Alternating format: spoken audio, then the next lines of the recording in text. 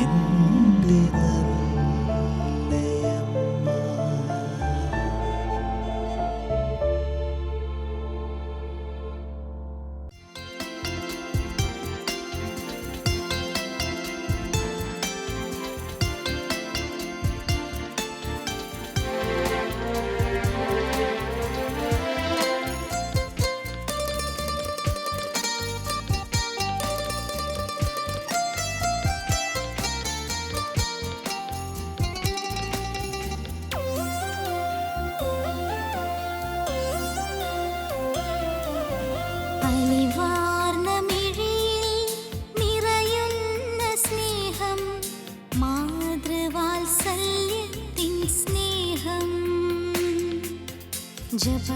ജപമാലയേന്തി ഇരു കൈകൾ നീട്ടി മാറോടു ചേർക്കുന്ന സ്നേഹം.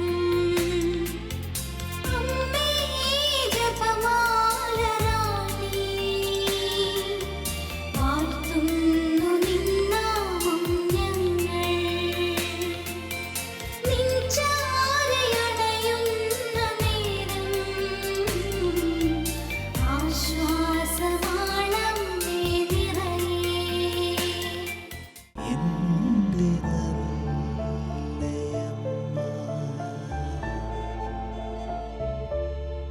എൻ്റെ നല്ലയമ്മ. എൻ്റെ നല്ല അമ്മ എന്ന പരിപാടിയിലൂടെ പരിശുദ്ധ ദൈവമാതാവിനെക്കുറിച്ച് സംസാരിക്കുവാനും അമ്മ എൻ്റെ ജീവിതത്തിലേക്ക് ധാരാളം അനുഗ്രഹങ്ങൾ നൽകിയത് പ്രേക്ഷകരുമായി പങ്കുവയ്ക്കുവാനും ഞാൻ ആഗ്രഹിക്കുന്നു. എൻ്റെ ഈ പങ്കുവെക്കൽ ധാരാളം പേർ പരിശുദ്ധ അമ്മയുടെ ഭക്തിയിലേക്ക് വരുന്നതിന് ദൈവം അനുഗ്രഹിക്കട്ടെ എന്ന് ഞാൻ പ്രാർത്ഥിക്കുന്നു. എൻ്റെ ബാല്യകാലം ഞാനിവിടെ അനുസ്മരിക്കുകയാണ്. ബാല്യകാലം എൻ്റെ അമ്മച്ചിയുടെ വീട്ടിലായിരുന്നു.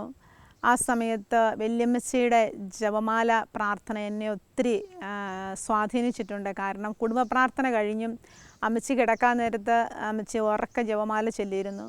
അമ്മച്ചി ജപമാല ചൊല്ലുന്നത് കേട്ടുകൊണ്ടാണ് ഞാൻ ഉറങ്ങിയിരുന്നത്. അതുപോലെ തന്നെ അമ്മച്ചി ജപമാല ചൊല്ലുന്നത് കേട്ടുകൊണ്ടാണ് ഞാൻ എഴുന്നേറ്റിരുന്നത്. ആ വീട്ടിലുള്ള എല്ലാവരും അങ്ങനെയാണ്. അപ്പോൾ അമ്മച്ചിയോട് ഞാൻ ഒരിക്കൽ സംശയമായിട്ട് ചോദിക്കുകയും ചെയ്തു, എന്തിനാണ് അമ്മച്ചി കുടുംബ പ്രാർത്ഥന കഴിഞ്ഞ് ഇങ്ങനെ പ്രാർത്ഥിക്കുന്നതെന്ന്. അപ്പോൾ അമ്മച്ചി പറഞ്ഞു, മോളെ, നന്മ നിറഞ്ഞ മറിയമേ സുസ്തി എന്ന് ചൊല്ലി നീ നോക്കിക്കുകയും കർത്താവ് നിന്നോട് കൂടെ എന്നാണ് അതിനകത്തുള്ളത്. അത്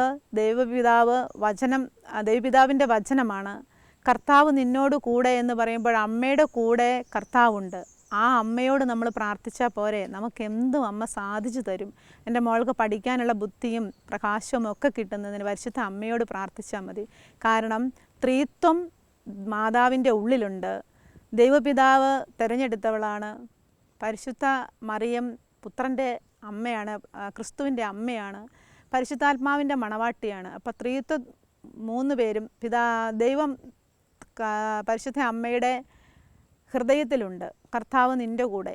അപ്പം നമുക്ക് എന്താവശ്യം പറയാനും പരിശുദ്ധ അമ്മയോട് പറഞ്ഞാൽ മതി. അപ്പോഴമ്മ അത് സ്നേഹത്തോടെ ദൈവപിതാവിൻ്റെ കരങ്ങളിലേക്ക് കൊടുക്കുമ്പോൾ പിതാവിന് അത് നിഷേധിക്കാനാവില്ല. അത് അമ്മച്ചി എന്നിട്ട് വീണ്ടും എന്നോട് കാനായിലെ കല്യാണ വിരുന്നിൻ്റെ കാര്യമൊക്കെ പറഞ്ഞു തന്നു. വീഞ്ഞു തീർന്നു പോയപ്പോൾ ആരും അമ്മയോട് പറഞ്ഞില്ല. പക്ഷേ ആ വീട്ടിലെ ആവശ്യങ്ങൾ അറിഞ്ഞ് അമ്മ വീഞ്ഞു തീർന്നു പോയി എന്ന് പുത്രനോട് പറയുന്നു. പുത്രൻ അപ്പോൾ തന്നെ ആ വീഞ്ഞ് അവിടെ ഉണ്ടാക്കി കൊടുക്കുന്നു. പ്രകൃതിയിലേക്ക് നോക്കിയാൽ പോലും പച്ചവെള്ളം വീഞ്ഞാകുക എന്ന് പറയുന്നത് ഒരത്ഭുതം തന്നെയാണ്. അപ്പോൾ നമ്മുടെ ആവശ്യങ്ങളിൽ നമ്മളെ സഹായിക്കാൻ അമ്മയോട് പറയുകയും അമ്മയെ വീട്ടിലേക്ക് വിളിക്കുകയും നമ്മുടെ കൂടെ ആയിരിക്കുകയും മോൾ സ്കൂളിൽ പോകുമ്പോൾ അമ്മയെ കൂട്ടിക്കൊണ്ട് പോവുകയും ഒക്കെ ചെയ്യണമെന്ന് വല്യമ്മച്ചി പറഞ്ഞത് ഒത്തിരി സ്നേഹത്തോടെ ഞാൻ ഓർക്കുകയാണ്. എൻ്റെ ജീവിതത്തിൽ പിന്നീട് എൻ്റെ പഠനം കുറവലങ്ങാട് സെൻറ്റ് മേരീസ് ഹൈസ്കൂളിലായിരുന്നു. ആ സമയത്ത് ഞാൻ കുറവലങ്ങാട് പള്ളിയിൽ, അത് മാതാവിന് മുത്തിയമ്മ എന്ന പേരിൽ അറിയപ്പെടുന്നു. ഒത്തിരി പേരുകേട്ട പള്ളിയാണത്. മാതാവിൻ്റെ ഭക്തിയിൽ ധാരാളം ജനങ്ങൾ ഓടിക്കൂടുന്ന പള്ളിയാണ്. അപ്പോൾ അമ്മയോട് ഞാൻ ഇങ്ങനെ പ്രാർത്ഥിക്കുമായിരുന്നു, അമ്മയുടെ ഹൃദയത്തിൽ എന്നെ സ്വീകരിക്കണമേ. അമ്മ എൻ്റെ എല്ലാ പഠന മേഖലയിലും എൻ്റെ ജീവിതത്തിലും അമ്മയുടെ നീല കാപ്പ ഉപയോഗിച്ച് എന്നെ പൊതിഞ്ഞു പിടിക്കണമേ. കാരണം അമ്മയുടെ നീല കാപ്പയ്ക്കുള്ളിൽ അതങ്ങനെ പറയാൻ കാരണം ഉണ്ണിയേശുവിനെ ചേർത്ത് പിടിച്ചിരിക്കുന്ന ആ സംഭവം, ആ കാഴ്ച എന്നെ ഒത്തിരി മനോഹരമുള്ളൊരു കാഴ്ചയായിട്ട് എനിക്ക് തോന്നി. ആ ഉണ്ണിയേശുവിൻ്റെ സ്ഥാനത്ത് ഞാനാണെന്ന് ഞാൻ സങ്കല്പിക്കാൻ തുടങ്ങി. അതിന് പകരമായിട്ട് ഞാൻ വിശ്വസിക്കുന്നു എൻ്റെ പഠന മേഖലകളൊക്കെ വളരെ നന്നായി പഠിക്കുവാൻ, എല്ലാ വിഷയങ്ങളും നന്നായി പഠിക്കുവാനും, എപ്പോഴും എന്തെങ്കിലും മറന്നുപോയാൽ തന്നെ പെട്ടെന്ന് പരിശുദ്ധ അമ്മേ മാതാവേ എന്ന് ശരിക്കും സ്വന്തം അമ്മയെ വിളിക്കുന്നത് പോലെ ഞാൻ വിളിക്കുകയും എനിക്ക് അത് പരീക്ഷ എഴുതാൻ അമ്മ എന്നെ സഹായിക്കുകയും ചെയ്തു. അപ്പോൾ എനിക്ക് മാത്രമല്ല, എൻ്റെ ഈ അനുഭവം ഞാൻ കൂട്ടുകാരികൾക്ക് പങ്കുവയ്ക്കുകയും അവരൊക്കെ പറയുകയും ചെയ്തു, ശരിയാണല്ലോ, ഇത് പരിശുദ്ധ അമ്മയോട് പ്രാർത്ഥിച്ചാൽ മതിയല്ലോ. അപ്പോൾ എത്രയും ദൈവമാതാവേ, ഞങ്ങൾ ഏറെ സമയം ഇങ്ങനെ മത്സരിച്ച് പ്രാർത്ഥിക്കാറുണ്ടായിരുന്നു, ആരാണ് കൂടുതൽ ചെല്ലുക എന്നൊക്കെ നടക്കുന്ന വഴിക്ക്. അതുപോലെ തന്നെ ഒറ്റയ്ക്കാണ് സ്കൂളിലേക്ക് പോകുന്നതെങ്കിൽ ജപമാല ചൊല്ലിക്കൊണ്ടാണ് സ്കൂളിലോട്ട് പോയിക്കൊണ്ടിരുന്നത്. ഒരു ദിവസം ഞാൻ ഉറക്കത്തിൽ പരിശുദ്ധ അമ്മയെ സ്വപ്നത്തിൽ കാണുകയും വേളാങ്കണ്ണി മാതാവിനെ സ്വപ്നത്തിൽ കാണുകയും മേരി തായേ എന്ന് വിളിച്ച് ഞാൻ മാതാവിൻ്റെ അടുത്തേക്ക് ഓടിച്ചെല്ലുകയും ചെയ്തു.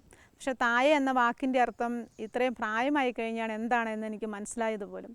അപ്പോൾ പരിശുദ്ധ അമ്മയോട് ചേർന്ന് നിന്ന് പരിശുദ്ധ അമ്മയുടെ കൂടെ ജീവിതം മുൻപോട്ട് കൊണ്ടുപോകുവാനും അങ്ങനെ അമ്മയെ ഒത്തിരി സ്നേഹിക്കുവാനും അമ്മയെ സ്നേഹിക്കുന്നത് വഴി യേശുവിലേക്ക് എത്തിപ്പെടാൻ എളുപ്പമാണെന്ന് മദർ തെരേസ പറഞ്ഞതുമൊക്കെ ഇങ്ങനെ പേപ്പറിലൊക്കെ വായിച്ചപ്പോൾ എനിക്ക് ഒത്തിരി സ്നേഹം തോന്നി, ഒത്തിരി സന്തോഷം തോന്നി. അപ്പോൾ യേശുവിലേക്കുള്ള വഴിയാണ് പരിശുദ്ധ അമ്മ എന്ന കാഴ്ചപ്പാട്, എന്ന തിരിച്ചറിവ് ഒരു സന്യാസ ജീവിതം തിരഞ്ഞെടുക്കുവാനുള്ള ഒരു വലിയ ആഗ്രഹത്തിലേക്ക് എന്നെ കൊണ്ടെത്തിച്ചു. പക്ഷേ ചാച്ചൻ അത് സമ്മതിക്കാത്തത് കൊണ്ടാണ് എനിക്ക് പോകാൻ പറ്റാത്തത്. ഇപ്പോഴും എനിക്ക് സിസ്റ്റേഴ്സിനെ കാണുമ്പോൾ ഒത്തിരി വിഷമം തോന്നാറുണ്ട്. എന്നാൽ ഒരു ദിവസം ഞാൻ ഈ സംഭവം സിസ്റ്ററുമായിട്ട് പങ്കുവച്ചപ്പോൾ സിസ്റ്റർ പറഞ്ഞു, ഷെർലി, ദൈവം നിന്നെ അതിനല്ല വിളിച്ചിരിക്കുന്നത്, നിനക്ക് 7 കുഞ്ഞുങ്ങളെ തന്നത് എന്തിനാണ്? ആ 7 കുഞ്ഞുങ്ങളുടെ അമ്മയാകുവാൻ വേണ്ടിയാണ് ദൈവം നിന്നെ വിളിച്ചത്. ആ കുഞ്ഞുങ്ങൾ ദൈവമഹത്വത്തിനായിട്ട് ജീവിക്കുന്നതിന് വേണ്ടി നീ അവരെ വളർത്തണം. അങ്ങനെ ഒരു സന്ദേശം എൻ്റെ മനസ്സിലേക്ക് വന്നു, ശരിയാണ് എന്ന്. അപ്പോൾ മാതാവ് എൻ്റെ ജീവിതത്തിലുടനീളം പ്രവർത്തിച്ചിരുന്നത് എൻ്റെ ജീവിതത്തിൽ എനിക്ക് കാണാൻ കഴിഞ്ഞു. ഞാൻ ഓർക്കുന്നു, ഡിഗ്രി കാലഘട്ടങ്ങളിൽ ഞാൻ പഠിച്ചുകൊണ്ടിരുന്ന സമയത്ത് വിവാഹത്തെക്കുറിച്ച് യാതൊരു സങ്കല്പവും ഇല്ലാതിരുന്ന സമയത്ത് പെട്ടെന്ന് തന്നെ ഒരു വിവാഹാലോചന വരികയും ആ വിവാഹം ഞാൻ മാതാവിനോട് മാത്രം ഇത്രേ പറഞ്ഞുള്ളൂ, എൻ്റെ അമ്മേ ഇത് എന്നെ ഇങ്ങനെ കെട്ടിച്ചു വിടുന്നതെന്ന് മാത്രം ചോദിച്ചതേ ഉള്ളൂ. പുരുഷൻ ആരായിരിക്കണമെന്ന് അങ്ങനെയൊന്നും ഞാനൊരു സങ്കല്പം എനിക്കില്ലായിരുന്നു. പക്ഷേ വിവാഹം കഴിഞ്ഞപ്പോൾ ഏതൊരു സ്ത്രീയും ആഗ്രഹിക്കുന്ന രീതിയിലുള്ള ഒരു പുരുഷനാണ് കിട്ടിയത്. അതായത് കള്ളുകുടിയില്ല, വീടുവലിയില്ല, രാഷ്ട്രീയം, അങ്ങനെ യാതൊരു ഇതുമില്ല. എന്നാൽ കൂടുതൽ പ്രാർത്ഥിക്കുകയും ഇതെല്ലാം ജീവിതത്തിലെല്ലാം ദൈവമഹത്വത്തിന് വേണ്ടി വേണം ജീവിക്കാൻ, എല്ലാം ദൈവത്തിലേക്ക് നോക്കി വേണം ജീവിക്കാൻ എന്ന് പഠിപ്പിക്കുകയും ചെയ്ത ഒരു ഭർത്താവിനെയാണ് എനിക്ക് കിട്ടിയത്. അപ്പോൾ ഞാൻ പിന്നീട് മനസ്സിലാക്കുകയാണ്, തീർച്ചയായിട്ടും മാതാവാണ് ഇതിൻ്റെ എല്ലാം പിന്നിൽ പ്രവർത്തിച്ചത് എന്ന്. ഒരു കുഞ്ഞ് എൻ്റെ ജനനം കഴിയുമ്പോഴത്തേക്കും 1 വയസ്സ് 1 മാസം ഉള്ളപ്പോഴത്തേനും അടുത്ത കുഞ്ഞ് ഭൂമിയിൽ ജനിച്ചു. പക്ഷേ എങ്കിൽ പോലും ഹസ്ബൻഡ് ഒരിക്കൽ പോലും അതിന് എതിരായി സംസാരിച്ചില്ല. അതൊക്കെ പിതാവിൻ്റെയും മാതാവിൻ്റെയും ഒക്കെ കരങ്ങളിൽ ഏൽപ്പിച്ചാൽ മതി, നിനക്ക് നല്ല ധൈര്യവും സന്തോഷം കിട്ടും. മാതാവ് ഉണ്ണിയേശുവിനെ പരിപാലിച്ചതുപോലെ മക്കളെ പരിപാലിച്ചാൽ മതി എന്ന് പറയുന്ന അത്രമാത്രം ദൈവസ്നേഹം നിറഞ്ഞൊരു മനുഷ്യനെ ഭർത്താവായി തന്നതിൽ പരിശുദ്ധ അമ്മയോട് എനിക്ക് നന്ദിയുണ്ട്.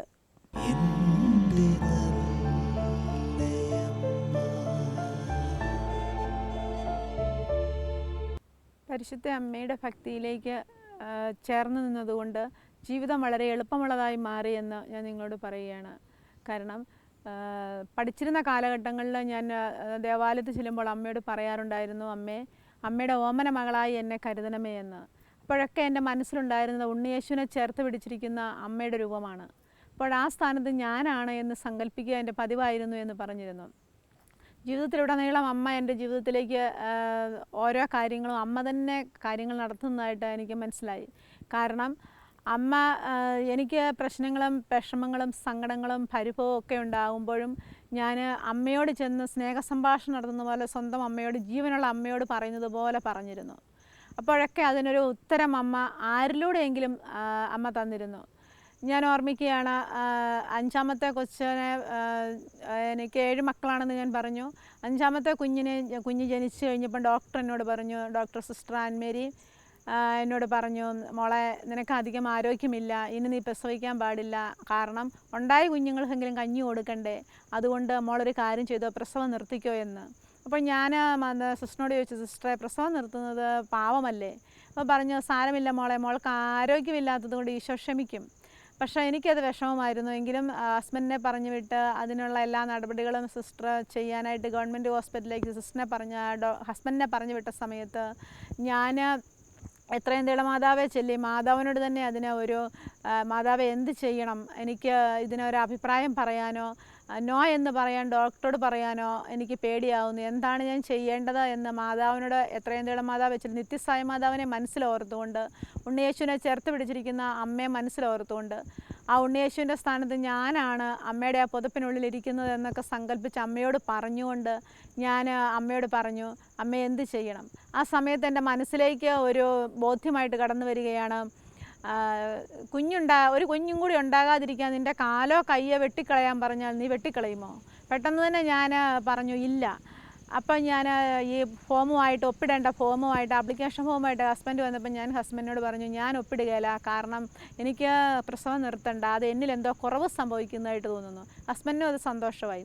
അപ്പോൾ ഡോക്ടർ വീണ്ടും എന്നെ നിർബന്ധിച്ചു, മോളെ ആരോഗ്യമില്ലാത്തത് കൊണ്ടാണ് പറയുന്നത്. ഞാൻ പറഞ്ഞു ഇല്ല, ഇനി ഞാൻ പിള്ളേരുണ്ടാകാതെ ഞാൻ തന്നെ നോക്കിക്കോളാം, ഞാൻ പ്രാർത്ഥിച്ചോളാം, 5 പിള്ളേരുടെ അമ്മയാകാനാണ് ദൈവം എന്നോട് പറഞ്ഞിരിക്കുന്നത്, ഞാൻ ഇനി പിള്ളേരുണ്ടാകുകയില്ല എന്നൊക്കെ പറഞ്ഞ് മാതാവിൻ്റെ കാര്യമൊക്കെ ഞാൻ സിസ്റ്ററിനോട് പറയാനായിട്ട് ആഗ്രഹിച്ചെങ്കിലും പറഞ്ഞില്ല. അത് അവരെന്താണ് ചിന്തിക്കുന്നതെന്ന് ഓർത്തുകൊണ്ട് പറഞ്ഞില്ല.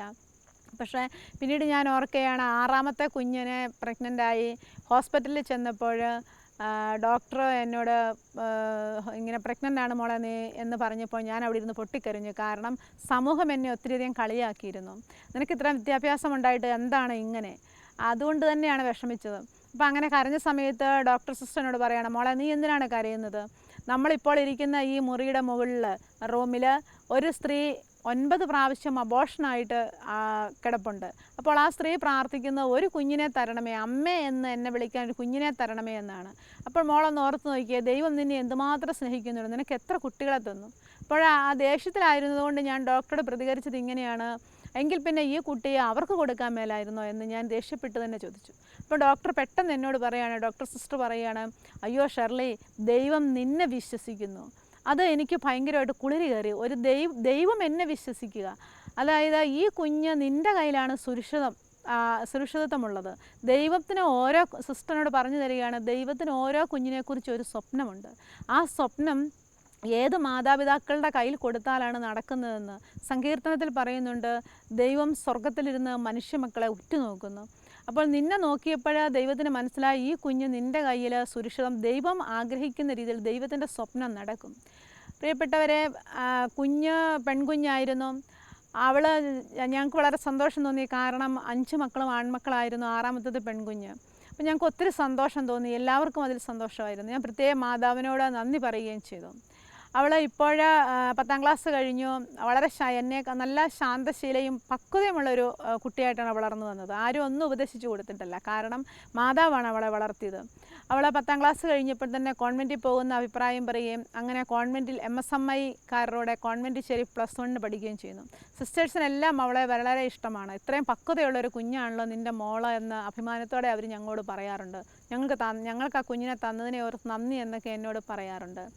പ്രിയപ്പെട്ട സഹോദരങ്ങളെ, വീണ്ടും 7ാമത്തെ കുഞ്ഞിനെ പ്രഗ്നൻ്റായ സമയത്ത് എനിക്ക് ഒട്ടും സങ്കടം വന്നില്ല. കാരണം ഞാൻ അപ്പോഴത്തേക്കും വിശുദ്ധ കൊച്ചുത്രേസ്യയുടെ ജീവചരിത്രം വായിച്ചിരുന്നു. അതിൽ 9 മക്കളുടെ അമ്മയാണ് കൊച്ചുത്രേസ്യയുടെ അമ്മ. ഒരാൺകുട്ടിക്ക് വേണ്ടി ഒത്തിരി കുതിച്ചെങ്കിലും ആ ആൺകുട്ടികൾ ഉണ്ടാകുന്നതൊക്കെ മരിച്ചു പോവുകയാണ് ചെയ്തത്. എങ്കിലും ആ 5 പെൺകുട്ടികൾ ശേഷിച്ച 5 കുട്ടികളും വിശുദ്ധരായ സിസ്റ്റേഴ്സായി. അപ്പോൾ എൻ്റെ മക്കളെക്കുറിച്ചും ദൈവത്തിന് ഒരു സ്വപ്നമുണ്ട്, അതുകൊണ്ടാണ് അങ്ങനെ എനിക്ക് കുഞ്ഞുങ്ങളെ തരുന്നത്, ദൈവം എന്നെ വിശ്വസിക്കുന്നത് കൊണ്ടാണ് എന്ന് ഒത്തിരി സ്നേഹത്തോടെ ഞാൻ ആ കുഞ്ഞിനെ സ്വീകരിക്കുകയാണ് ചെയ്തത്. ഞാൻ ഓർമ്മിക്കുകയാണ്, എനിക്ക് ഭയമുണ്ടായിരുന്നു, മൂത്ത കുട്ടികൾക്ക് ഇളയ കുഞ്ഞിനോട് സ്നേഹം തോന്നുമോ. അപ്പം ഞാൻ മാതാവിനോടാണ് ഇതൊക്കെ ചോദിക്കുന്നത്. അപ്പോൾ അമ്മയുടെ മുഖത്ത് നോക്കുമ്പോൾ അമ്മ പുഞ്ചിരിക്കുന്നതായിട്ട് എനിക്ക് തോന്നും. ഞാൻ വളരെ അഭിമാനത്തോടെ പറയട്ടെ, ഞങ്ങളെക്കാൾ കൂടുതൽ സ്നേഹിക്കുകയും ആ കൊച്ചിനെ ഏറ്റവും കൂടുതൽ കൊഞ്ചിക്കുകയും അവന് വേണ്ടതായ കാര്യങ്ങൾ ചെയ്തു കൊടുക്കുകയും ചെയ്യുന്ന മൂത്ത കുട്ടികളാണ്. അതുപോലെ തന്നെ കുഞ്ഞുങ്ങൾക്കും ഒരുപാട് ഭക്തിയിലാണ് കുഞ്ഞുങ്ങളും വളർന്നു വന്നത് പരിശുദ്ധ അമ്മയോട്. എന്തെങ്കിലും പ്രശ്നങ്ങളൊക്കെ ഉണ്ടാകുമ്പോൾ ഞാൻ ടെൻഷൻ അടിച്ച് വീട്ടിൽ നിന്ന് എന്തെങ്കിലും പറയുകയാണെങ്കിൽ ഹസ്ബൻഡും മക്കളും ചോദിക്കും, ദൈവമില്ലേ, നിൻ്റെ പ്രാർത്ഥനയൊക്കെ എവിടെ പോയി? പിന്നീട് ഞങ്ങൾക്ക് നാട്ടിൽ സാമ്പത്തിക ബുദ്ധിമുട്ട് വന്നപ്പോൾ ഞങ്ങൾ മലബാറിലേക്ക് പോരാൻ തീരുമാനിച്ചു. രണ്ട് കാര്യങ്ങളാണ് ഞാൻ അമ്മയുടെ അടുത്ത് പറഞ്ഞത്. അമ്മ, ഒന്ന് കണ്ണൂരിലേക്ക് ഞങ്ങളെ വിടരുത്, ഒന്ന് ദേവാലയത്തിനടുത്ത് മതി വീട്. കാരണം സ്കൂൾ ഇച്ചിരി ദൂരെ ആയാലും ബസ്സിൽ കയറി പോയാലും കുഴപ്പമില്ല, എല്ലാ ദിവസവും എൻ്റെ മക്കളെ എനിക്ക് പള്ളി വിടണം. ഇങ്ങനെ രണ്ട് കാര്യങ്ങൾ മാത്രമേ ഞാൻ അമ്മയോട് പറഞ്ഞുള്ളൂ. പക്ഷേ ദൈവം ഞങ്ങളെ കണ്ണൂർ തന്നെ കൊണ്ടുവന്നു. അതുപോലെ തന്നെ ഏറ്റവും നല്ല സ്ഥലമാണ് കണ്ണൂർ, ഒന്നും പേടിക്കാനില്ല, സ്നേഹത്തിൻ്റെ സന്തോഷത്തിൻ്റെ സമാധാനവും നിറഞ്ഞ സ്ഥലമാണ് എന്ന് ബോധ്യപ്പെടുത്തി തന്നു. പള്ളിയുടെ അടുത്ത് ഒരു വീട് വേണമെന്ന് ഞാൻ പറഞ്ഞപ്പോൾ ദൈവം പൂ ചോദിച്ച് പൂങ്കാവനം കൊടുക്കുന്നു എന്നൊക്കെ വചനപ്രഘോഷകർ പറയുന്നത് കേട്ടിട്ടുണ്ട്. അതെൻ്റെ ജീവിതത്തിൽ ഞങ്ങൾ അനുഭവിച്ചറിഞ്ഞു. കാരണം ഒരു ധ്യാനകേന്ദ്രത്തിൻ്റെ മുറ്റത്ത്, അതുപോലെ തന്നെ പള്ളി തൊട്ടടുത്ത്, സ്കൂളും തൊട്ടടുത്ത്, വളരെ സന്തോഷം തോന്നി, എന്തുമാത്രം ദൈവം ഞങ്ങളെ സ്നേഹിക്കുന്നുവെന്ന്. എങ്കിലും പ്രശ്നങ്ങളും ഒക്കെ ഉണ്ടാകുമ്പോൾ പരിഭവവും പരാതിയൊക്കെ ഉണ്ടാകാറുണ്ട്. അപ്പോൾ മക്കളാണ് എന്നോട് ചോദിക്കുന്നത്, അമ്മ പ്രാർത്ഥിക്കുന്നില്ലേ, അമ്മയ്ക്ക് പ്രാർത്ഥിക്കാൻ പറ്റത്തില്ലേ, ദൈവം നമ്മുടെ എല്ലാ പ്രശ്നങ്ങളെയും സോൾവ് ചെയ്യുകയില്ലേ എന്ന്. പ്രിയപ്പെട്ട സഹോദരങ്ങളെ, അങ്ങനെ മക്കൾ പറയാനൊരു കാരണമുണ്ട്, ദൈവത്തോടടുക്കാൻ ഒരു പ്രത്യേക കാരണമുണ്ട്. കാരണം ഞാൻ മലബാറിലേക്ക് വരുമ്പോൾ ഒരു ചേച്ചി, അടുത്തുള്ള ഒരു ചേച്ചി എന്നോട് വന്നിട്ട് ചോദിച്ചു, കുറേ ദിവസം ഫ്രണ്ട്സായി കഴിഞ്ഞപ്പോൾ എന്നോട് പറഞ്ഞു, ഷർലി, നിനക്ക് ഇത്രയും പഠിത്തവും വിദ്യാഭ്യാസവും ഒക്കെ ഉണ്ടായിട്ടും നീ എന്തുകൊണ്ടാണ് മന്ദബുദ്ധികളെ പോലെ 7 കുഞ്ഞുങ്ങളെ പ്രസവിച്ചത്? ഇവിടെ 2 പിള്ളേരുള്ളവരെ പോലും വളർത്താൻ എന്തൊരു ബുദ്ധിമുട്ടാണ്. അപ്പോൾ എനിക്ക് പെട്ടെന്ന് ഞാൻ ആ ചേച്ചിയോട് പറഞ്ഞു, ആ ചേച്ചിക്ക് ഒരു കുഞ്ഞേ ഉള്ളൂ. ഞാൻ ആ ചേച്ചിയോട് പറഞ്ഞു, ഞാൻ പെട്ടെന്ന് തന്നെ മാതാവേന്ന് ഹൃദയത്തിൽ വിളിച്ചു. എന്നിട്ട് ചേച്ചിയോട് പറഞ്ഞു, ചേച്ചിനെ ഒരു കുഞ്ഞ് അമ്മയെന്ന് വിളിക്കുമ്പോൾ എന്നെ 7 പേര് അമ്മയെന്ന് വിളിക്കും. അങ്ങനെ പറഞ്ഞു. പിന്നെ ചേച്ചി വളർത്തുന്നതിൻ്റെ ബുദ്ധിമുട്ടുകളെക്കുറിച്ചൊക്കെ എന്തൊക്കെയോ ക്ലാസ്സൊക്കെ എടുത്തിട്ട് ചേച്ചി പോയി കഴിഞ്ഞപ്പോൾ ഞാൻ പെട്ടെന്ന് എനിക്ക് ഭയം തോന്നി. ഞാൻ അസ്വസ്ഥപ്പെട്ടു. മാതാവിൻ്റെ രൂപം, ഒരു ചെറിയ രൂപം എൻ്റെ കയ്യിൽ ഓടിച്ചെന്ന് ഞാൻ അമ്മയോട് പറഞ്ഞു, അമ്മേ, 7 മക്കളെ വളർത്താനുള്ള പക്വതയും പാകുതയും എനിക്കില്ല, സത്യമാണത്. അതുകൊണ്ട് എൻ്റെ അമ്മ എൻ്റെ കുഞ്ഞുങ്ങളെ വളർത്തിക്കണം. ഇതെൻ്റെ കുഞ്ഞുങ്ങളല്ല, ദൈവം എന്നെ വിശ്വസിച്ച് എനിക്ക് സമ്മാനമായി തന്ന കുഞ്ഞുങ്ങളാണ്. സങ്കീർത്തനത്തിൽ പറയുന്നുണ്ടല്ലോ, ഉദരഫലം ദൈവത്തിൻ്റെ ദാനമാണ്, സമ്മാനമാണെന്ന്. ദൈവം എന്നെ ഏൽപ്പിച്ച ഈ സമ്മാനം പരിശുദ്ധ അമ്മ വളർത്തിക്കണം. ഉണ്ണിയേശുവിനെ വളർത്തിയതുപോലെ വളർത്തിക്കണം. ഞാൻ അന്ന് മുതൽ ഇന്ന് വരെയും രാവിലെ എഴുന്നേറ്റാൽ എൻ്റെ മക്കളെ പരിശുദ്ധ അമ്മയുടെ കയ്യിലേക്ക് കൊടുത്ത് പ്രാർത്ഥിച്ചതിന് ശേഷമാണ്. അമ്മയോട് ഞാൻ പറയാറുണ്ട്, അമ്മയുടെ തിരുപുത്രൻ്റെ തിരുരക്തം എൻ്റെ കുഞ്ഞുങ്ങളുടെ ശിരസിൽ മുതൽ പാദം വരെ ഒഴുകിയിറക്കണമേ എന്ന്. അപ്പോൾ എനിക്കറിയാം, ഞാൻ പ്രാർത്ഥനയിൽ അല്ലെങ്കിൽ പ്രശ്നത്തിൽ ടെൻഷൻ അടിക്കുമ്പോൾ, അല്ലെങ്കിൽ ഹസ്ബൻഡ് ടെൻഷൻ അടിക്കുമ്പോൾ മക്കൾ എന്തുകൊണ്ടാണ് പ്രാർത്ഥിച്ചാൽ പോരെ എന്ന് ചോദിക്കുന്നത്. കാരണം അവരെ വളർത്തുന്നത് പരിശുദ്ധ അമ്മയാണ്. എനിക്ക് വ്യക്തമായിട്ടറിയാം. കാരണം കുഞ്ഞുങ്ങളെ മൂത്ത മകന് 26 വയസ്സായി, അതിൻ്റെ ഇളയ മക്കളാണ് എല്ലാവരും. അപ്പോൾ അവർക്കൊക്കെ വേണമെങ്കിൽ പല പ്രശ്നങ്ങളും വീട്ടിലുണ്ടായിട്ടുണ്ട്, സാമ്പത്തിക മാന്ദ്യം, ബുദ്ധിമുട്ടൊക്കെ ഉണ്ടായിട്ടുണ്ട്. പക്ഷെ അവരാരും, ഒരാൾ പോലും എന്നോടോ ഹസ്ബൻഡിനോടോ ഒരിക്കൽ പോലും ഒരു തറുതല പറയുകയോ ഒരു ഇഷ്ടക്കേട് പറയുകയോ ഞങ്ങളോട് മോശമായി സംസാരിക്കുകയോ ചെയ്തിട്ടില്ല. എന്തുകൊണ്ടാണ്? യേശു പ്രായത്തിലും ജ്ഞാനത്തിലും എല്ലാവരിലും സംപ്രീതനായി ജീവിച്ചു എന്ന് പറഞ്ഞതുപോലെ എൻ്റെ മക്കളെ പരിശുദ്ധ അമ്മയും വിശുദ്ധ യേശുപിതാവും വളർത്തിയതുകൊണ്ട്, തിരുക്കുടുംബത്തിന് ഞാൻ അവരെ സമർപ്പിച്ചതുകൊണ്ട്, അവരെ യേശുപിതാവ് മാതാവ് വളർത്തുന്നതുകൊണ്ടാണ് അവർ നല്ലവരായി വരുന്നത്. ഒരു കുഞ്ഞ് സെമിനാരിയിലുണ്ട്, മോള് കോൺവെൻറ്റിലുമുണ്ട്. ഇനിയും പിള്ളേർ സെമിനാരിൽ പോകാൻ ആഗ്രഹിക്കുന്നവരുണ്ട്. അവരെ എന്തൊക്കെയോ പറഞ്ഞ് വിടാത്തത് കൊണ്ടാണ്, അല്ലെങ്കിൽ അവർ CMAയിലൊക്കെ ചേരാനായിട്ട് ഒരുത്തന്നെ ഒത്തിരി ആഗ്രഹിച്ചു നിൽക്കുന്നു. ദൈവം ഞങ്ങളെ ഒത്തിരി അധികം ഞങ്ങളെ പരിപോഷിപ്പിക്കുന്നതിനെ ഓർത്ത് നന്ദി പറഞ്ഞ് ദൈവത്തോട് ഞങ്ങൾ നന്ദി പറയുകയാണ്. പ്രത്യേകിച്ചും പരിശുദ്ധ അമ്മയോട്. അമ്മ ത്രിത്വൈക ദൈവത്തെ സാന്നിധ്യം, അമ്മയോട് സ്നേഹത്തോടെ നിന്നാൽ തീർച്ചയായിട്ടും, അമ്മയോടുള്ള സ്നേഹത്തോടെ നിൽക്കുമ്പോൾ അമ്മ യേശുവിലേക്ക് ഞങ്ങളെ കൊണ്ടെത്തിക്കുകയാണ്. പിതാവായ ദൈവത്തിൻ്റെ കരങ്ങളിലേക്ക്, പരിശുദ്ധാത്മാവിൻ്റെ ശക്തിയിലേക്ക് ഞങ്ങളെ കൊണ്ടെത്തിക്കുകയാണ്. അമ്മയോട് ചേർന്ന് നിൽക്കുന്നവർ ഈ ജീവിതത്തിൽ, ഈ ലോക ജീവിതത്തിൽ ഒരിക്കലും പരാജയപ്പെടുകയില്ല എന്ന സത്യം ഞങ്ങളുടെ ജീവിതത്തിലൂടെ ഞങ്ങൾ മനസ്സിലാക്കിയിരിക്കുകയാണ്.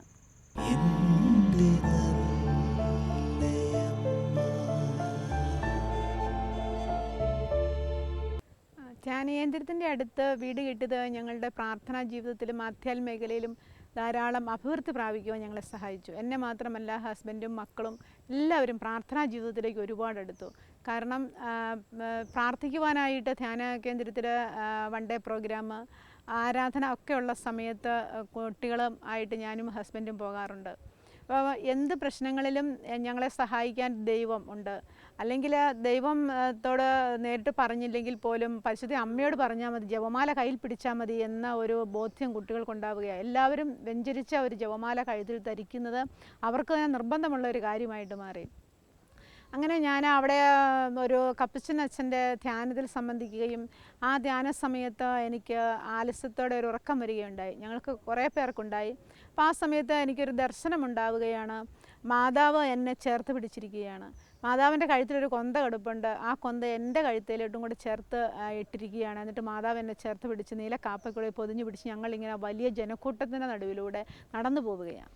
ജനക്കൂട്ടത്തോടൊപ്പം മാതാവ് പതിയെ പുഞ്ചിരിക്കുന്നുണ്ട്, ഒന്നും സംസാരിക്കുന്നില്ല. പക്ഷേ എൻ്റെ നേരെ വളരെ വലിപ്പമുള്ള ഒരു സർപ്പം തീ തുപ്പിക്കൊണ്ട് വരുന്നു. കറുത്ത നിറമുണ്ട്, അതിൽ പൊട്ടായിട്ട് സ്വർണ്ണ കളർ പൂശിയിട്ടുണ്ട്. പക്ഷേ എനിക്ക് അല്പം പോലും ഭയം തോന്നുന്നില്ല. ഞാൻ മാതാവിനോടൊപ്പം നടന്നു പോവുകയാണ്. അപ്പോൾ അവിടെ വെച്ച് സുവിശേഷത്തിൻ്റെ ആദ്യം ഉൽപ്പത്തി മുതൽ വെളിപാട് വരെയുള്ള ചില സന്ദേശങ്ങൾ എനിക്ക് കിട്ടുന്നുണ്ട്. 1 മണിക്കൂർ സമയം ഞാൻ ഉറങ്ങി അങ്ങനെ കിടന്ന്. പിന്നെ സിസ്റ്റർ ക്ലെയർ വന്ന് എന്നെ വിളിക്കുകയും ഞാൻ എഴുന്നേൽക്കുകയും ചെയ്തു. പിന്നീട് സാക്ഷ്യമായിട്ട് പറയാൻ പറഞ്ഞു. അതിൻ്റെ ഒരു നിർവചനം വ്യാഖ്യാനം എനിക്ക് സിസ്റ്റർ ടെസ്സിൻ തരികയും ചെയ്തു. അതുകൊണ്ട് ധാരാളം പ്രാർത്ഥിക്കണം ഷെർലി. ആധ്യാത്മിക മേഖലയിലേക്ക് ദൈവം നിന്നെ കൈപിടിച്ചുയർത്തുന്നതാണ്. അവിടെ പരിശുദ്ധ അമ്മ നിനക്ക് കൂട്ടായിട്ടുണ്ട്. പക്ഷേ നീ ധാരാളം പ്രാർത്ഥിക്കണം, ദൈവത്തിൻ്റെ സംരക്ഷണം ചോദിക്കണം. അപ്പോഴേ പരിശുദ്ധ അമ്മ നിന്നെ ചേർത്ത് പിടിച്ചിരിക്കുന്നത് നിന്നോട് അമ്മയ്ക്ക് അത്രമാത്രം ഇഷ്ടമുണ്ടെന്നും നീ അമ്മയോട് പ്രാർത്ഥിച്ച് ആധ്യാത്മിക മേഖലയിലേക്ക് വരുവാനുമാണ്. അങ്ങനെ പിന്നീട് സിസ്റ്റർ എന്നോട് പറഞ്ഞു, നീ കൗൺസിലിംഗ് കോഴ്സിൽ കൂടാൻ പറഞ്ഞു. അങ്ങനെ കൗൺസിലിംഗ് കോഴ്സിൽ കൂടുകയും MSMI സിസ്റ്റേഴ്സ് തന്നെ ആധ്യാത്മിക മേഖലയിൽ കൈപിടിച്ചുയർത്തി. പിന്നീട് വചനപ്രഘോഷണത്തിനായി ദൈവം തന്നെ നേരിട്ട് വിളിക്കുകയും ചെയ്തു. അപ്പോൾ ഞാനിങ്ങനെ എൻ്റെ ജീവിതം തമാശയായിട്ട് ഓർക്കാറുണ്ട്. വിവാഹം വരെ വളരെ സന്തോഷമായിട്ട് അങ്ങനെ അങ്ങ് ജീവിച്ചു. വിവാഹം കഴിഞ്ഞു. എൻ്റെ പ്രധാന ജോലി എന്ന് പറയുന്നത് തമാശ ആയിരിക്കാം, പിള്ളേർക്ക് ജന്മം കൊടുക്കുക എന്ന ജോലിയായിരുന്നു. പിന്നീട് പിള്ളേരെ അറിവായി, ഇളയ കുഞ്ഞ് ഏതാണ്ട് 2-3 ക്ലാസ്സിലെത്തി, അവന് തന്നെ തൻ്റെ കാര്യങ്ങൾ ചെയ്യാനായി എന്നായപ്പോഴത്തേക്കും ദൈവം എന്നെ മറ്റൊരു ജോലി ഏൽപ്പിക്കുകയാണ്. അനേകം പേരുടെ ആധ്യാത്മിക ജീവിതം അല്ലെങ്കിൽ അവരുടെ ദൈവവുമായിട്ടുള്ള ബന്ധം ദൈവത്തെങ്കിലേക്ക് അടുപ്പിക്കുക എന്ന കാര്യം എൻ്റെ കയ്യിലേക്ക് ദൈവം തരികയാണ്. എൻ്റെ ആധ്യാത്മിക ഗുരുനാഥ എന്ന് പറയുന്നത് MSMയുടെ ആദ്യത്തെ ജനറാളമ്മയായിരുന്ന മാർഗരറ്റ് അമ്മയാണ്. ഇന്നും അതെ. എന്ത് സംശയം അമ്മയോട് ചോദിച്ചാൽ മതി, അമ്മ എനിക്ക് പ്രാർത്ഥിച്ച് പറഞ്ഞു തരും. അപ്പോൾ എൻ്റെ ആധ്യാത്മിക ഗുരുനാഥയാണ് മാർഗരറ്റ് അമ്മ. അപ്പോൾ എന്നോട് കെറിക്മ പഠിക്കാനായിട്ട് ജോമേരി സിസ്റ്റർ പറയും. അങ്ങനെ ഞാൻ എമ്മാവൂസിലേക്ക് കെറിക്മ പഠിക്കാനായിട്ട് പോവുകയും ചെയ്യുകയാണ്. അവിടെ വെച്ച് പ്രൊഫസർ ആലിസൂട്ടി സിസ്സിയെ പരിചയപ്പെടുകയും ആലിസൂട്ടി സിസ്സി എൻ്റെ മറ്റൊരു ആധ്യാത്മിക ഗുരുനാഥയായിട്ട് വളരുകയാണ്. ടീച്ചർ എനിക്ക് ആവശ്യമായ മാതാവിനെക്കുറിച്ച് കൂടുതൽ ബോധ്യങ്ങൾ പറഞ്ഞു തന്നെ എന്നെ പഠിപ്പിച്ചു. ഒരു കുടുംബനാഥ ഭാര്യ എന്ന നിലയിൽ നീ എങ്ങനെ ജീവിക്കണമെന്നൊക്കെ ആലിസൂട്ടി ആൻറ്റി പറഞ്ഞപ്പോഴാണ് ഞാൻ പഠിക്കുന്നത്. മാതാവിനെക്കുറിച്ചുള്ള കൂടുതൽ അറിവുകൾ എനിക്ക് കിട്ടിയത് ആലിസ് ആൻറ്റിയിൽ നിന്നാണ്. അതുപോലെ തന്നെ മക്കളൊക്കെ നല്ല നിലയിൽ പഠിക്കുന്നത് അതെല്ലാം ഞാൻ എന്നും അമ്മയുടെ കാൽച്ചുവട്ടിലേക്ക് അല്ലെങ്കിൽ അമ്മയുടെ കാപ്പയ്ക്കുള്ളിലേക്ക് ചേർത്ത് വെക്കുന്നതുകൊണ്ടാണ്. മക്കൾക്ക് എന്തെങ്കിലും രോഗം ഉണ്ടാകുമ്പോൾ അവരാദ്യം പോകുന്നത് ദേവാലയത്തിലേക്ക്, അതിനുശേഷമാണ് മരുന്ന് മേടിക്കുക എന്നുള്ളൊരു പ്രശ്നം വരുന്നുള്ളൂ. ഞാൻ വളരെ അഭിമാനത്തോടെ പറയട്ടെ, ഈ 7 മക്കളുടെ അമ്മയായ ഞാനും എൻ്റെ ഹസ്ബൻഡും ഒരിക്കൽ പോലും ഒരു കുഞ്ഞിനെയും കൊണ്ട് പോലും ഹോസ്പിറ്റലിൽ കിടന്നിട്ടില്ല. ആകപ്പാടെ അവർക്ക് വരുന്നത് ഒരു പനിയായിരിക്കും. അതിന് ആയുർവേദ മരുന്ന് മേടിച്ചു കൊടുക്കുന്നു. 2-3 കവള് കുടിക്കുമ്പോഴേ അവരുടെ ആ പനി പോയി. ഒരൊറ്റ കുട്ടിയെ കൊണ്ട് പോലും ഞങ്ങൾ ഹോസ്പിറ്റലിൽ കിടന്നത് പലർക്കും അത്ഭുതമാണ്. ഞാൻ ഓർക്കുകയാണ്, ഈ അടുത്ത ദിവസം ഒരു 3 മാസം മുമ്പ് ഒരു ബൈക്കിൽ നിന്ന് ഞാൻ താഴെ പോയ സമയത്ത് ബൈക്കിൽ യാദൃച്ഛികമായിട്ട് കയറിയതാണ്.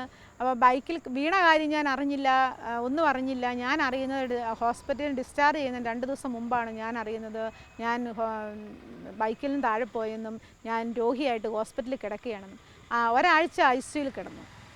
അപ്പോൾ ബ്ലഡ് ഹോസ്പിറ്റലിൽ കൊണ്ടുവരുന്ന അതീവ തീവ്രമായ, അതായത് മരണത്തോടടുത്ത നിമിഷത്തിൽ ഡോക്ടർ പ്രേംലാൽ പറയുകയാണ്, ചേച്ചി മരിച്ചു പോകത്തേ ഉള്ളൂ, ഹസ്ബൻഡിനോട് പറയണ്ട എന്ന് പറഞ്ഞു. അപ്പോൾ അവിടെ ഉള്ള എല്ലാവരും അറിഞ്ഞു. MSMI സിസ്റ്റേഴ്സ് അവരുടെ എല്ലാ കോൺഗ്രിഗേഷൻ കണ്ണൂർ പ്രോവിൻസ് മൊത്തം പ്രാർത്ഥിച്ചു എനിക്ക് വേണ്ടി.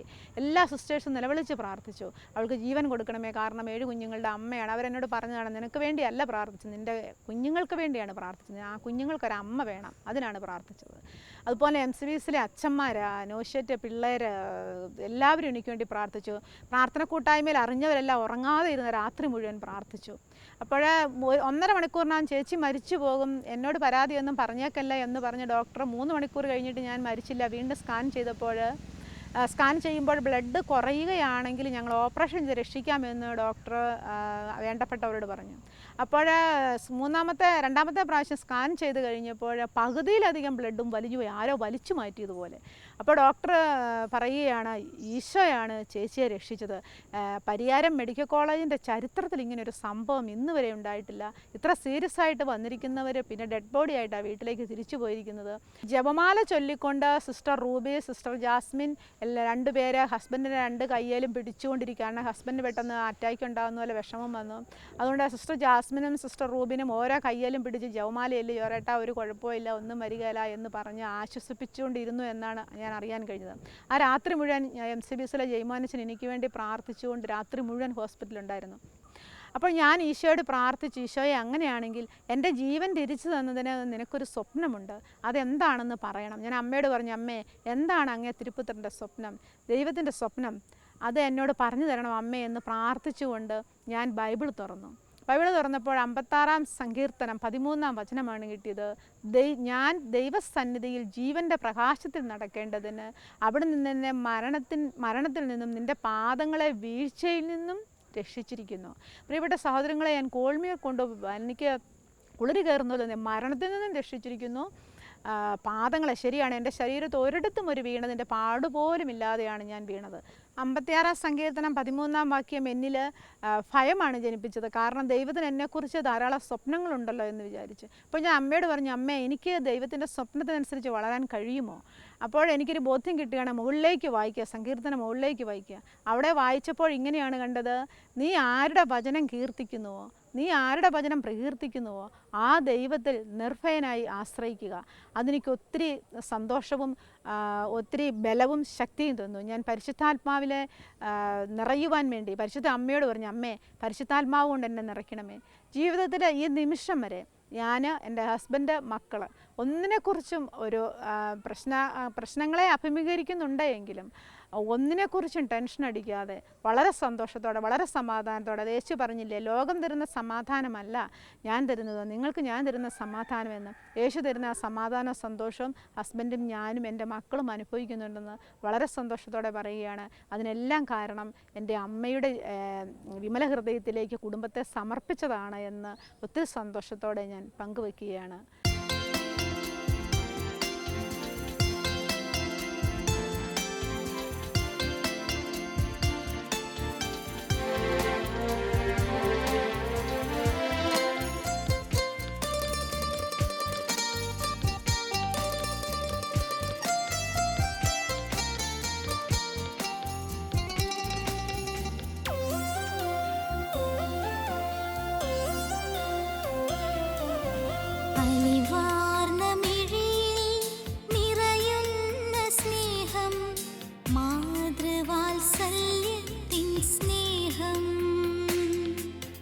ജപമാലയേന്തി ഇരു കൈകൾ നീട്ടി മാറോടു ചേർക്കുന്ന സ്നേഹം. അമ്മേ ജപമാല റാണി, വാഴ്ത്തുന്നു നിൻ നാമം ഞങ്ങൾ. നിൻ ചാരയണയുന്ന നേരം ആശ്വാസമാണമ്മേ നിറയേ. അലിവാർന്ന മിഴിയിൽ നിറയുന്ന സ്നേഹം, മാതൃവാത്സല്യത്തിൻ സ്നേഹം.